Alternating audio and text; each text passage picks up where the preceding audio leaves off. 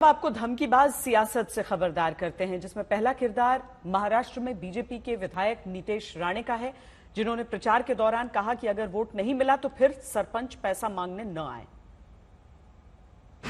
मी त्याच्या माझ्या सरपंचाच्या उमेदवारांना त्याच्या सहकाऱ्यांना मी सांगेन, आपल्या आपल्या निवडणुकीसारखं आपल्याला यंत्रणा लावायची आहे।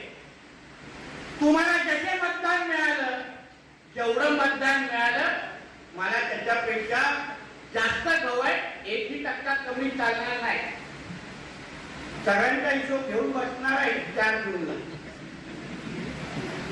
कारण का त्याच्यानंतर परत आमदाराकडे यायचं निधी मागण्यासाठी। आणि मग अगर 4 जूनला मला पाहिजे तसं लीड अगर भेटलं नाही आणि मग मागणी असलेली निधी अगर वेळेत मिळाली नाही तर तक्रार करायची नाही, हे मी या व्यासपीठाच्या निमित्ताने सांगतो।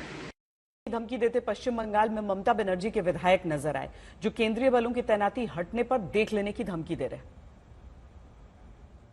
सेंट्रल गवर्नमेंटेर फोर्स 26 तारीख पर्यন্ত থাকবে, তারপরে আমাদের এই ফোর্সদের সঙ্গে থাকতে হবে।